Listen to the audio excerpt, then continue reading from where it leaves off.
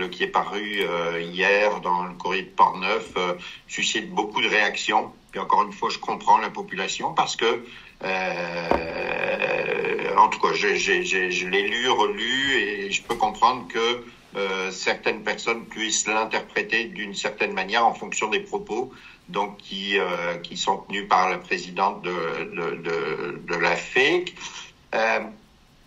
Déjà, moi, c'est sûr que quand je vois ça, je me dis, voyons, qui peut? Parce que c'est sûr que, vous savez que dans le monde dans lequel on existe, les médias sociaux s'emballent rapidement, etc. Puis je me dis, voyons, qui peut penser que si, parce que moi, cette situation, je la connais déjà depuis plusieurs semaines, est-ce que quelqu'un peut penser que je vais rester les bras croisés si on m'annonce que 15 infirmières quitteraient Portneuf? En tout cas, on aurait 15 ressources de moins dans Portneuf. C'est en effet mal me connaître. Moi qui me suis d'ailleurs battu pour avoir absolument la cohorte d'infirmières dans Portneuf, ces infirmières qu'on a formées et qui pour la plupart sont ici. Donc c'est vraiment mal me connaître que de penser que je serais resté les bras croisés si j'avais su que on perd comme ça des précieuses ressources. Nos infirmières, on peut pas s'en passer. Et donc, c'est pas vrai que la situation est telle que celle qui est décrite par la présidente. Et sans vouloir revenir là-dessus, mais je vous rappelle à quel point je me suis battu donc pour les infirmières, faire venir de nouvelles prétendantes au poste d'infirmière. On a essayé de trouver des logements, on a trouvé du travail pour les conjoints, on a même parfois trouvé des véhicules. J'ai accompagné même les enfants au camp de jour. Enfin bref, ce serait mal me connaître que de penser que je serais resté donc les bras croisés là-dessus. L'information qui a été livrée est incomplète.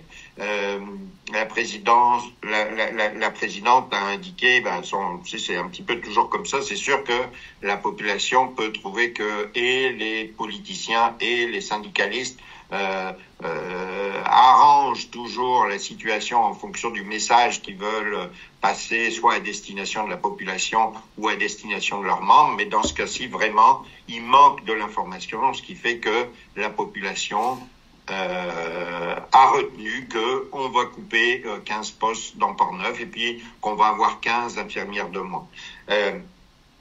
Je sais pas si la population sait, par exemple, que actuellement à Saint-Casimir, au CHSLD, on a stoppé l'accueil. Il y a plus de gens de Portneuf des gens qui résidaient dans l'ouest de Portneuf qui peuvent entrer au CHSLD de Saint-Casimir, tout simplement parce qu'on n'a pas les ressources nécessaires à Saint-Casimir. Donc ça veut dire qu'on prend actuellement des personnes de l'ouest de Portneuf, qu'on emmène à Québec, donc qu'on déracine de leur milieu, à qui aux familles desquelles on impose aussi des voyagements vers Québec. Donc tout simplement parce que au CHSLD de Saint-Casimir, on n'a pas les ressources nécessaires. Et je me demande bien si la présidente de la FEC est allée voir le personnel là-bas, parce que je peux vous assurer que l'équipe est complètement à bout de souffle. Ils savent plus comment faire parce qu'ils n'ont pas les ressources nécessaires. Puis encore une fois, moi je trouve assez abominable qu'on puisse traiter d'une manière différente les gens de l'ouest, de l'est ou du nord. Les gens de Portneuf doivent pouvoir avoir accès aux mêmes services. Et actuellement, on se trouve dans une situation qui est un peu une impasse. Il y a des personnes qui ont des postes en titre qui ne sont pas forcément les plus adaptés à la situation que nécessite Portneuf. Donc, je sais que ça peut paraître pour monsieur et madame tout le monde, même pour moi, là, des fois je me dis, voyons donc, on n'est pas capable de dire à une personne, écoute, tu travailles actuellement à tel endroit, est-ce que tu pourrais aller travailler à tel autre endroit sans abolir son poste? Bien non. Administrativement, ça ne se fait pas comme ça. Il faut vraiment abolir le poste et puis en ouvrir un autre pour que la personne puisse appliquer, pour qu'une personne puisse appliquer. Et ça permet finalement d'aller pallier à un besoin qu'on retrouve ailleurs dans Portneuf. Donc, c'est important de rappeler ça, c'est que le fait qu'aujourd'hui on soit, entre guillemets, enfermé dans une structure, ça nous permet pas d'obtenir de l'agilité pour aller répondre à tous les besoins à grandeur de Portneuf. Donc, oui, en effet, la répartition actuelle ne correspond pas et on veut s'assurer de répartir adéquatement ces ressources on n'a pas le choix, donc comme je le disais, d'abolir des postes et d'en ouvrir d'autres qui correspondent à nos besoins. En fait, l'exercice est bien simple, il sert à consolider certains secteurs, il sert même à maintenir certains services qu'on a mis de côté depuis un petit moment, voire même abandonnés parce que personne n'applique sur ces postes-là. Donc en fait, on veut s'assurer qu'il y ait les bonnes personnes à la bonne place. Encore une fois, notre souci premier, c'est de rendre le meilleur des services possibles à la population. Si on prend la population justement, tout le monde s'entend pour dire qu'il faut changer les choses, il faut du changement dans notre réseau de la santé, mais quand on arrive vers une ressource, une infirmière qui est en poste depuis une vingtaine d'années et qui est de jour par exemple, et qu'on lui dit écoute, est-ce que tu pourrais faire un petit chiffre de soir, on se heurte à une levée de bouclier. Quand on propose par exemple à quelqu'un qui est en poste à Saint-Marc-des-Carrières d'aller à Saint-Casimir, là encore on se retrouve devant une levée de bouclier. Donc au final, vous comprendrez que la situation devient difficile à gérer si personne n'accepte l'agilité, si personne n'accepte la flexibilité. C'est sûr qu'on va rester au même point que là où on est actuellement, et le réseau et le service surtout aux citoyens ne s'améliorera jamais.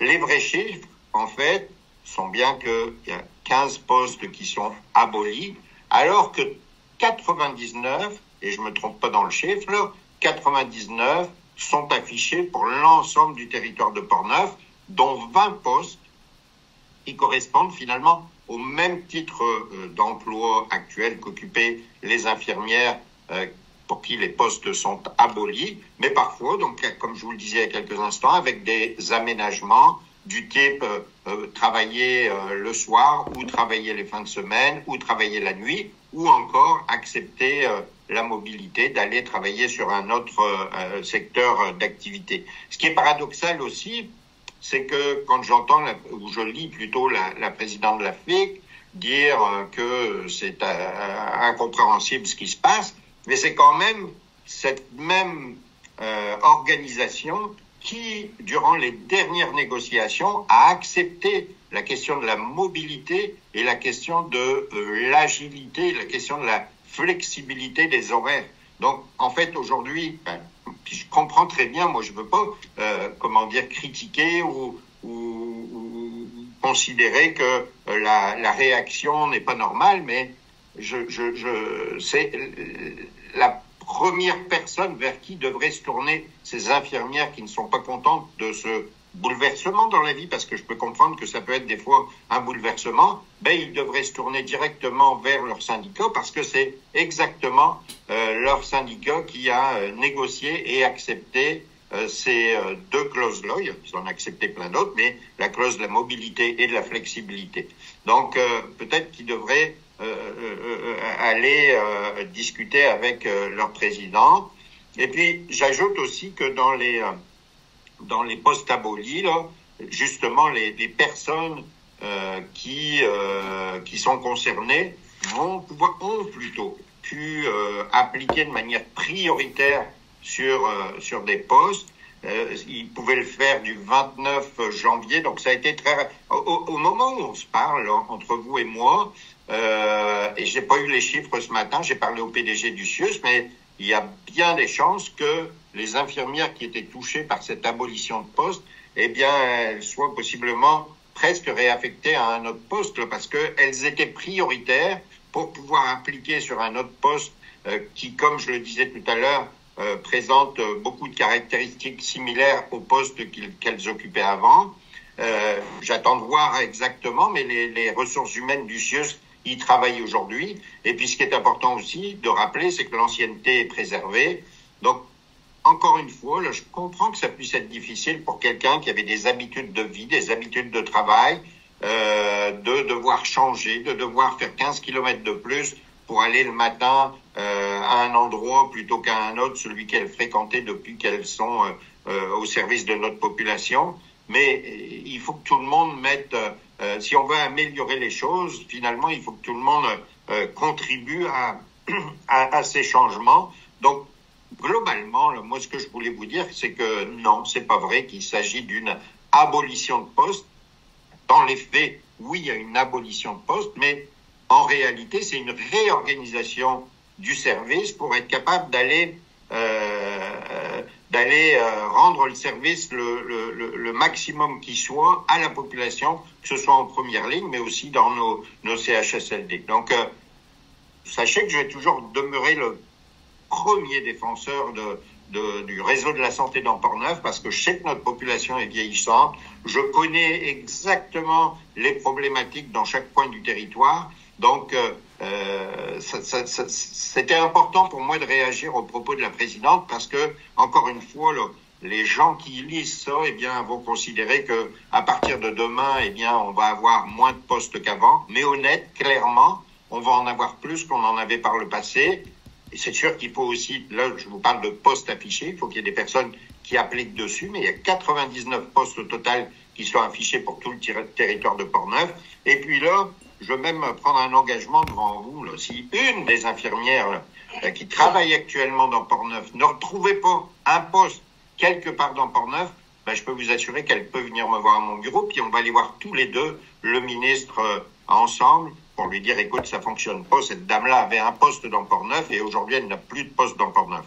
Encore une fois, il s'agit de concessions, puis je sais que c'est facile peut-être à dire là où je suis assis, mais il faut que tout le monde, dans les différentes négociations, on a retenu certaines choses, on a essayé de mettre de nouvelles façon de faire et on espère pouvoir les mettre en application. Eh bien, aujourd'hui, ça en est une démonstration. Je peux comprendre encore, je ne blâme pas, bien entendu, ces 15 infirmières qui soient déçues d'avoir un changement dans leur vie, mais au final, pour la population de Portneuf, c'est faux de prétendre que on aura 15 ou 16 infirmières de moins à disposition pour nous donner un coup de main au niveau des services de santé.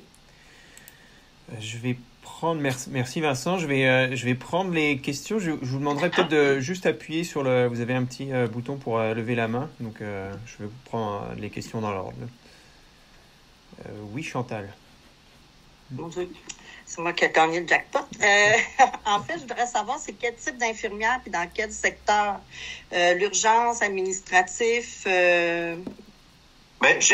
Honnêtement, j'ai pas ce fin détail-là, Chantal, mais c'est sûr qu'en fait, on veut prendre les bonnes personnes et les mettre à la bonne place. Alors, est-ce que il n'y a pas une infirmière qui était plus dédiée à des charges administratives qui va redevenir une infirmière dédiée à une charge d'accueil de patients? J'ai pas ce fin détail-là, mais j'ai le portrait en général. L'idée, c'est donc vraiment de dire on va mettre les bonnes personnes à la bonne place et aux bons endroits, mais j'ai pas ce fin détail-là, Chantal. OK. J'aurais une autre question. Dans le fond, c'est qui a pris la décision? C'est le Conseil? C'est la Santé Québec? Est-ce que tu es au courant qui a pris la décision? Oui, c'est dans le cadre de la restructuration complète. Le ministre veut, parce que, comme je le disais tout à l'heure, il y a eu des négociations salariales, il y a des négociations de salaire. À l'intérieur de toutes ces négociations, eh bien, il y avait aussi les gestes qui devaient être posés. Donc, c'est dans ce grand remaniement, j'allais dire, avec l'arrivée de Santé Québec, que, eh bien, il y a des répercussions comme ça dans tous les territoires et les sous-territoires comme celui de Portneuf, mais la décision a été prise au CIUS de la capitale nationale, c'est sûr, mais justement en lien avec toutes les négociations qui avaient lieu avant. Donc, c'est pour ça, comme je vous le disais tout à l'heure, aujourd'hui, les infirmières nous disent on n'est pas contente parce que on va avoir des changements dans notre quotidien, on va être réaffecté à certains autres endroits, mais tout ça, ça a été négocié et accepté avec le syndicat des infirmières. Et puis une dernière, est-ce que tu sais s'il va en avoir d'autres? Est-ce que vous allez encore réorganiser pour équilibrer un peu Portneuf? Parce qu'on sait que dans l'Ouest, ils ont un GMF, puis il n'y a pas personne là. Est-ce que ça va rééquilibrer un peu? Là, on parle des infirmières. C'est ça la volonté on parle pas de médecins, puis je suis bien conscient de cette grande difficulté, puis cette grande précarité dans laquelle est actuellement l'Ouest de Portneuf, parce qu'il y a peu de médecins qui vont appliquer là-bas pour exercer leur profession. Mais c'est exactement ce qu'on veut faire avec la fermeture des postes, et l'affichage de nouveaux. Ben c'est justement des postes affichés dans les endroits où on a besoin. Donc, ultimement, on veut finalement une réorganisation complète pour aller mettre les bonnes personnes aux bons endroits pour être capable de répondre aux besoins de la population. Okay. Merci. Bienvenue. Oui, Pierre. Oui, M. Caron, est-ce que vous reconnaissez qu'il y a une possibilité de perte d'expertise au niveau des urgences? Ce qui a été surtout souligné par la présidente de l'AFIC, c'est le fait que des infirmières qui ont déjà de l'expérience de travail à l'urgence et qui postuleraient pour ces postes à l'urgence, effectivement, il y a une fermeture de poste et une réouverture, mais qui postuleraient pour ces postes à l'urgence n'auraient peut-être pas l'ancienneté nécessaire pour les obtenir. Et donc, à ce moment-là, ça veut dire que des infirmières qui n'ont pas d'expérience à l'urgence pourraient se retrouver pendant une certaine période à travailler, donc obtenir ces postes, travailler à l'urgence, mais à ce moment-là, on sait que pour effectivement accomplir un travail d'urgence, ça demande une formation qui est assez longue et une pratique qui est assez longue. Donc, le risque qui était souligné, c'était ce risque-là, qui a donc une possibilité de perte d'expertise pendant un certain temps, avec une nécessité de formation. Alors, c'est sûr que moi, je ne suis pas le chef des ressources humaines du CIUS de la capitale nationale, mais je me mets à la place du chef des ressources, ou de la chef des ressources humaines. Les postes ont été abolis et de nouveau ont été affichés. Donc, le poste de Madame X, qui était à l'urgence, donc qui est une infirmière urgentiste, est à nouveau affiché avec, je vais donner un exemple, 3 quarts temps jour et 1 quart soir. Bon, mais c'est sûr que si la personne en question, s'il n'y a aucune des infirmières spécialisées en urgence n'applique sur ce poste, si personne n'applique sur ce poste-là, bien le CIUS va se diriger vers de nouvelles candidatures qui seraient d'accord pour remplir ces nouvelles conditions, c'est-à-dire travailler 3 quarts jour, 1 quart soir. Donc, priorité est donnée au personnel qui est en poste actuellement, mais c'est sûr que, comme je le disais tout à l'heure, il va falloir faire des concessions en matière d'horaire, etc. Puis c'est pas, ce sont des aménagements d'horaire. C'est pas vrai qu'on va dire à quelqu'un, depuis toujours, tu travailles de jour et à partir de maintenant, tu vas toujours travailler de nuit. Là. Donc, c'est sûr que si les infirmières en poste actuellement acceptent cette notion soit de flexibilité, soit cette notion de mobilité, eh bien, on va toujours avoir des infirmières qui sont des spécialistes dans leur domaine. Et vous comprenez que si toutes nos infirmières de l'urgence disent « Non, nous, on veut le même poste qu'avant, c'est-à-dire depuis 20 ans, je suis de jour et je ne veux faire aucune concession à ça », le chef du personnel n'aura pas le choix de s'orienter vers d'autres candidatures qui seront peut-être des candidatures peut-être juniors, mais donc vous comprenez un petit peu la dynamique. Mm-hmm. En fait, oui, on a bien conscience que on demande une forme d'effort et on demande une forme on leur dit, écoutez, il va y avoir un changement dans ce que vous faisiez depuis toujours. Le changement, comme je le disais tout à l'heure, est-ce que ça va être de demander à une infirmière d'aller travailler dans un autre endroit? Parce que ça se peut aussi qu'une infirmière qui était à l'urgence à Saint-Raymond, accepte un poste justement au CHSLD de Saint-Casimir, et puis qu'elle fasse plus d'urgence là, elle va faire on appellera pas ça de l'urgence, mais ça aussi ça se peut. Je peux pas nier cette évidence-là, mais vous comprenez que sont elles qui ont priorité sur les nouveaux postes de la même nature. Oui, Pierre. Concrètement, un poste aboli, par exemple, d'infirmière aboli à l'urgence, un poste d'infirmière d'urgence, aboli. Et pour cette infirmière, et à ce moment-là, il y a donc une infirmière qui a expérience à l'urgence, qui aimerait avoir ce poste. Elle a 12 ans d'expérience. Par contre, une infirmière en CHSLD qui a 15 ans d'expérience va avoir le poste. C'est là le risque de perte d'expertise. Vous suivez? Oui, je comprends. si l'infirmière qui a 20 ans d'expérience, qui dit, OK, moi, il y a un nouveau poste qui est toujours affiché à l'urgence, et ce poste-là indique qu'il va falloir faire ce que je vous disais tout à l'heure, 3/4 jour, 1/4 soir. Bon, mais si elle veut pas l'accepter, c'est évident que malheureusement, on va perdre une expertise, mais est-ce que, tu sais, et je le disais tout à l'heure, là, on veut que le système change, puis quand on dit aux gens, ben, il faudrait changer, là, les personnes nous disent, ouais, mais change ailleurs, mais change pas mon poste à moi.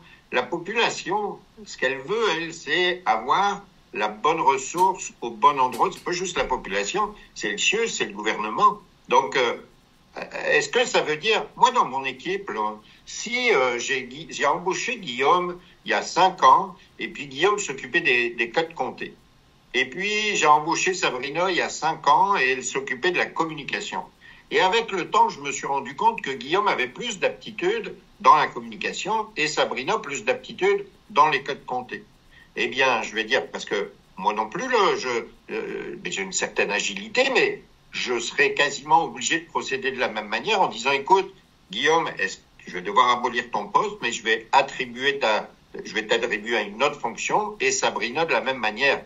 C'est juste par souci d'efficacité. Maintenant, si les deux disent, non, alors que moi je sais pertinemment, mais c'est sûr que je risque de me retourner plutôt vers une autre ressource qui va accepter. Donc, vous voyez, c'est une réorganisation. Alors, est-ce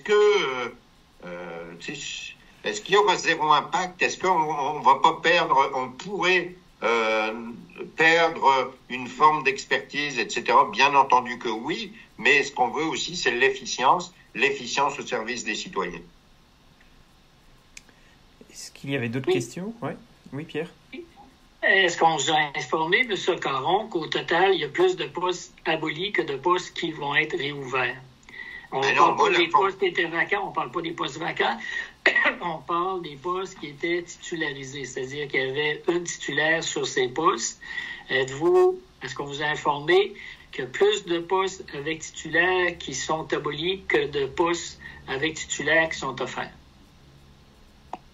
Je peux aller chercher l'information complémentaire, mais moi, l'information que j'ai, c'est qu'au net, là, au total, on affiche, donc il y a 15 postes qui sont abolis, mais il y en a 20 qui ont été réouverts le 29 je sais plus la date, là, le 29 janvier, je crois, et qu'au total, il y a 80, pas juste des infirmières, 99 postes qui sont ouverts dans Portneuf. Donc, j'ai pas cette finesse-là, mais au final, là, oui, je veux bien que peut-être il y a une notion de titulaire et de non titulaire, mais moi, ce qui m'importe, là, c'est le service à la population. Si on veut rester comme on est actuellement, c'est-à-dire que vous le voyez, on a tous vécu la même expérience dans notre vie assez récemment. Si on veut que la situation reste la même, on choisit le statu quo. Si on veut se donner les chances pour que ça bouge, on essaye de faire bouger les choses. Puis malheureusement, c'est sûr que ça a des répercussions sur le quotidien de une ou une autre personne. Mais encore une fois, là, c'est pas. Moi, j'en appelle à l'effort collectif. Est-ce qu'on veut réellement que ça change? Si oui, on va tous donner un coup de main. Oui, Chantal? Est-ce que les postes sont essentiellement à Saint-Raymond, que ça va être aboli, ou si tu es au courant qu'il va peut-être y en avoir d'autres aussi qui vont bouger un peu dans la région? C'est sûr que les deux, d'après ce que j'ai su, là, les deux endroits qui étaient les plus touchés, c'était Saint-Raymond dans la réorganisation, finalement, parce que moi, oui, on parle de postes abolis, mais au final, c'est une réorganisation. Mais la réorganisation va toucher essentiellement Saint-Raymond et Saint-Marc-des-Carrières. OK. Est-ce qu'il y avait d'autres questions? Il me reste 4 minutes.